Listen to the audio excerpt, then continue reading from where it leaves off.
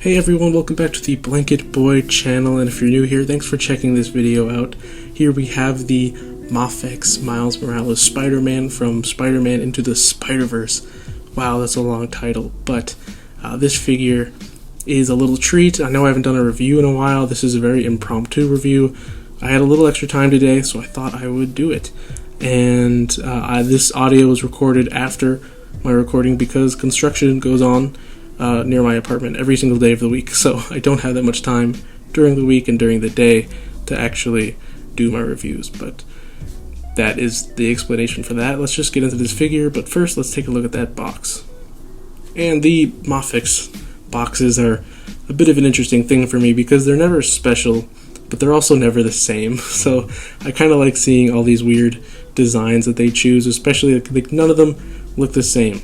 So that's just something, because sometimes the comic book boxes will just show the figure and have like weird comic book things around it, and then the like new Black Manta figure looks weird. But anyway, getting back to the Miles figure here, and this looks fantastic to me. I'm pretty easy to please, but seeing all this cloth good stuff is really great. All the stitching is really good. I have a little snag on the pants, but the pockets in the back and the satiny jacket, I think it all looks really great. I think it all works really well too. It doesn't hinder his articulation that much, and it's wired. So, and Natalie's made wire jackets before, and it's very tough. So, the fact that they mass produce these, I feel bad for whoever had to do that, but they did a great job. His pants are velcroed, which is how you get them on and off, and I do have a bit of an issue with this belt piece that kind of just doesn't lie flat, but it's not a huge issue at all. It's just something that I noticed, but I still think it looks really great. And it kind of bulks up Miles because, as you'll see later, getting all those clothes off, he's very skinny, and it is a little unsettling. Here's Air Jordans without the Nike swoosh, obviously, for licensing issues. It would have made the figure a lot more expensive.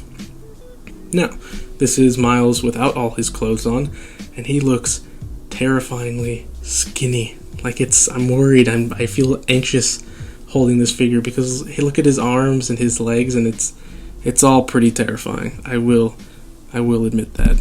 But I love the texture on this suit. I especially love the Spider-Man logo that looks like it was spray painted on, just like in the movie, and on the back as well. It looks like the spray paint effect. So, and overall, yeah, I think the proportions on this and the texture and everything and the paint apps all came out pretty solid. And getting to Miles' face sculpts and his likeness, and this looks like it's from the movie. I've seen a few people not being in love with the skin tone, and that's a common mistake that people make. They make black people's skin tones more gray than red. I don't know why that is, but I do think that this works for the movie and for the figure. It is a little green, which is what I'm talking about, but both of the head sculpts, his Miles Morales face sculpts, look absolutely wonderful. That looks like Miles. It's got his cocky smirk in both of them a little bit, and his nose and his eyes, and I think it just works really well, especially the hair on his fully unmasked one. Nice. Now he comes with two masked head sculpts, and this has got to be my favorite of the two. I love how big his eyes are. They're full of expression, and Miles in this movie is learning a lot, so I personally think that Miles' eyes should be super wide-eyed and big like they are here. Has this translucent paint on the eyes that look really nice too, and it looks like it's from the movie. Here is his second head sculpt, and as you can see, his eyes are a little bit more slanted down. They're a little more classic Spider-Man, but again, I think Miles' eyes should be really big, and I think if you took a picture of this in like the right context, it could look like a screen cap from the movie. That's how close these sculpts are to the movie, in my opinion, so they look really great. Miles comes with another pair of the Air Jordans, but with this time they have magnets on the bottom, and they're not the strongest magnets, but they do the job, and there's just a lot of expression and fun vibes you can get from that. He also comes with his Spider-Man shoes. I don't know, Spider-Man's feet? They're part of his costume, but I guess he comes with those. He comes with two pairs of those, one's with the magnets and one without yet again. And like the other ones, the magnets aren't super strong, but they will hold them up. Just be careful. That's all I gotta say. But getting back to this costume, and it looks really, really great. I especially love the little dot texture on his body, as you can see there, because it definitely feels like the vibe from the movie. I think the commitment towards that was really great. That was a really great Mafex decision. And again, Sentinel is coming out with their version of Miles Morales, and I guess we'll just have to wait and see. But I think I'm going to stick with this one. I think I'm safe on this one. The Sentinel one looks cool for sure, but this one does what I wanted. And I have a Into the Spiderverse Miles Morales figure in the real world, so I think it looks really great. Now, Miles comes with so many hands, but he's packaged with these fists, and they look pretty good. Then he's packaged with the classic Spider-Man whipping hands, and again, this is part of the style from the movie that I absolutely love. His fingers are a little bit longer than they should be in real life, so yeah, these whipping hands are one of the coolest whipping hands accessories that Spider-Man has ever come with. So he comes with 2 small web shooting accessories that just go around his wrist, and they look pretty good. Obviously it's not perfect, but I think it looks pretty good. And then, yeah, you get 2 of those, but you also get 2 longer ones, and there you go with the you versus the guy she tells you not to worry about kind of thing. And, with the right pose, these look pretty great. I'm glad you get 2 of each. That's always nice. So yeah, there's a little pose, I guess. Then he comes with 2 thumbs up hands, but they are actually web holding hands, although you could probably use them for both. And this long web effect did not fit into the hands super well. I don't know why that is, and it looks a little awkward too, but Mafex has been doing this for a while, so it's something I was used to. But yeah, it's a little strange. Then he comes with these relaxed hands, and I actually really love these. Characters with expressive hands are some of my favorite figures around, and you can get them into sort of a cool, relaxed walking pose. And so relaxed hands, sure, they might be a little boring, but trust me, you'll miss them when they're not there. Then he comes with these open splayed magnet hands, and those work as well. I think they're a little stronger than his feet.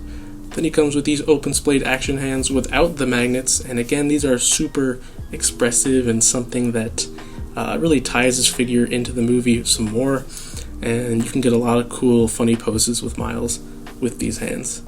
Then he comes with more splayed out action hands, and I was having a bit of a hard time figuring out the difference between these and the last ones, and if you look very closely, his new ones are splayed out a little bit more, so. And there you go, a little classic Spider-Man pose, and I ran into an issue here because it turns out his elbow is a little loose. So then he comes with his last pair of hands, and these are his mask grabbing hands, although I guess you could put something else in there too. But his mask has a little hole in the top of it. You just slide it in there, and it looks really great. And I love Spider-Man figures that can take off their mask and also hold their mask. It's something that Spider-Man does that, I don't know, a little bit more love into the character. Then he comes with this stand. The Mafex stands are not great. If you have a little screwdriver, you can make them a little better, and there you go, not a lazy pose at all, just showing off that the stand works. Getting into his articulation real quick, his head can move up that far and down that far, and then getting to his masthead, it can look up that far and down that far as well as move side to side and turn all the way around, and it does all those things really well. Then he has a butterfly joint, which allows his shoulders to move forward and back, and all Spider-Man figures should have this. His arms can move out that far and rotate all the way around. He's got a little bicep swivel there and a double jointed elbow, but that one's loose, as I said, and a hinge swivel at the wrist. Then his upper torso can move back that far and forward that far. Then his waist can move back that far, and it can move back super far, but not forward at all. Disappointing. Then his legs can kick up that far and back that far, again, not super far back. But if you pull down his legs, because they have a little drop-down system, they can move up way higher, and they can move back a little bit farther. Still not perfect, but better. Then he has this beautiful spread, a little inappropriate, so let's move on. He has double-jointed knees, and his feet can go down that far, pivot up that far, ankle tilt all the way, and then a little toe bend. So So we'll just do a little size comparison here. We were the amazing Yamaguchi Deku. I bet they'd be friends. Then we got the Figma Hulk, my favorite Hulk. Looks pretty big compared to Spider-Man, that's right. Fison, Mezco, Wonder Woman, Kit Bash. Looks pretty cool. Then we got little Lego Superman. Always have to have Lego Superman there. Can never not. Figma Goblin Slayer. I guess Spider-Man, Miles Morales, and Goblin Slayer could, I don't know, they could be friends. And then we have Optimus Prime. And he's really big. And I like how small Miles is here. He should be small. He's tiny in the movie, so there's that. And you know, for my final thoughts, this figure does everything that I would want it to do. I will say that I was very nervous for this figure's release simply because of the delays that it had. It was supposed to come out last August or something. I don't know. It's been delayed so many times, and I was worried, but I'm glad they spent the time to perfect it. I'm glad I didn't get a broken figure. I know my elbow's a little loose, but that's not something that I can't fix.